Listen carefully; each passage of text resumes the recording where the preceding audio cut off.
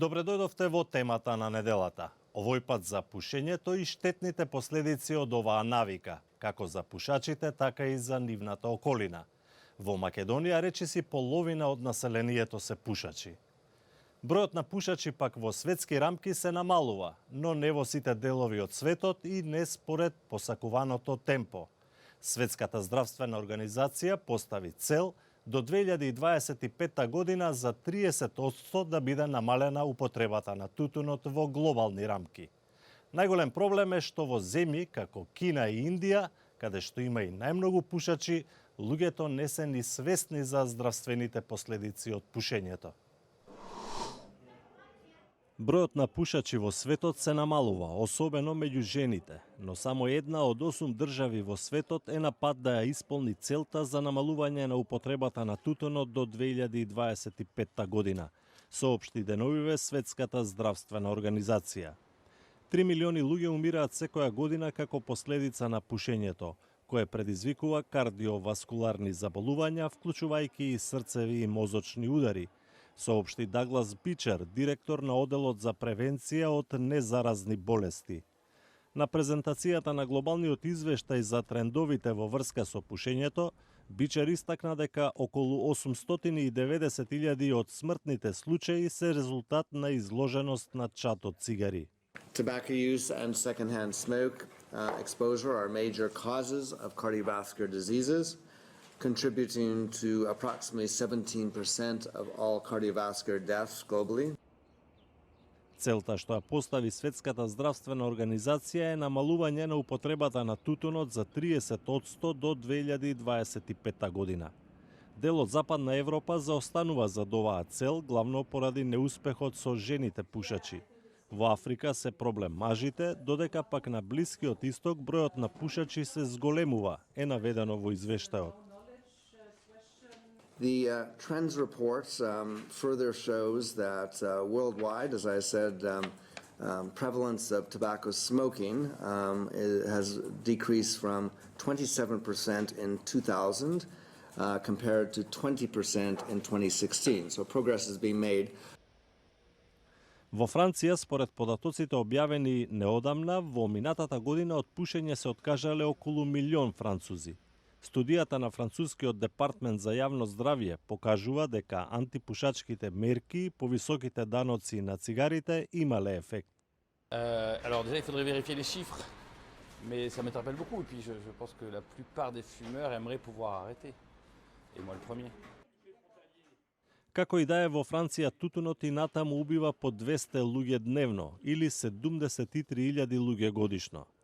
Според Светската здравствена организација, во некои делови од светот е потребна поголема кампања за едукација на луѓето за опасностите од пушењето.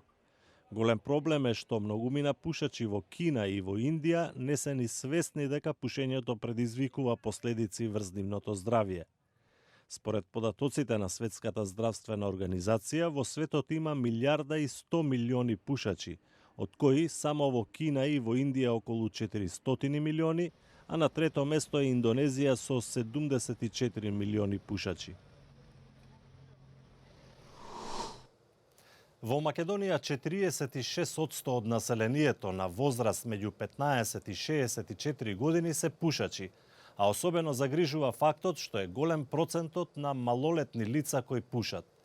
Тутунот е втора причина за смртни последици од кардиоваскуларни болести во Македонија. Закон против пушењето има, но според експертите, потребна е поголема едукација, особено на младите, за штетноста од пушењето. Во Македонија висока е смртноста од пушењето, но употребата на тутунот кај децата е во опаѓање од периодот од 1999 година наваму, според студиите на здравствените институции. Истражувањата покажуваат дека тогаш пушеле над 56% од децата на 16 годишна возраст, додека во 2015 година бројката е намалена на 38%. Позитивни резултати има и кај децата од 13 до 15 годишна возраст, но сепак и натаму голем број од возрастните во земјава се пушачи.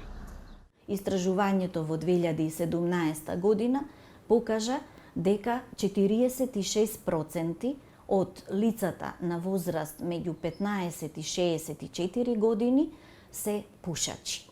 Од нив 54,1% се мажи и 33,3% се жени од тие што го дале овој податок. Карактеристично е дека младите кои што се застапени во ова истражување со возрастите 15 до 34 години, исто така се во 40% пушачи.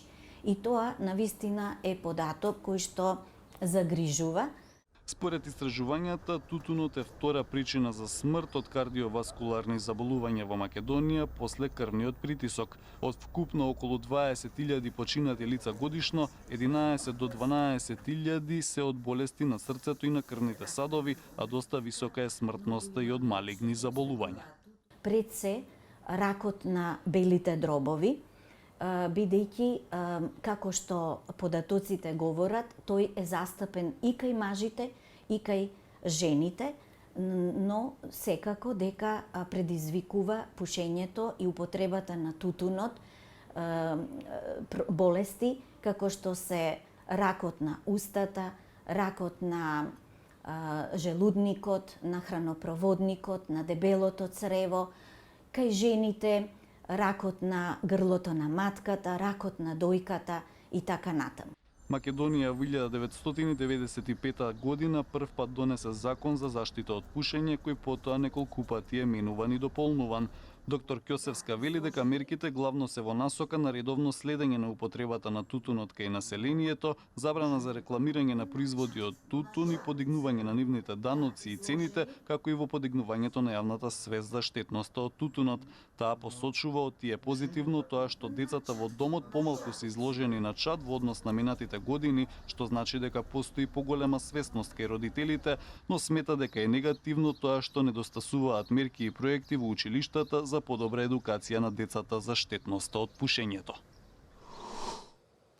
Тоа беше се во ова издание на темата на неделата, во кое се осврнавме на пушењето и штетните последици од оваа навика. Нашите содржини можете да ги следите и на социјалните мрежи, како и на YouTube. До гледање.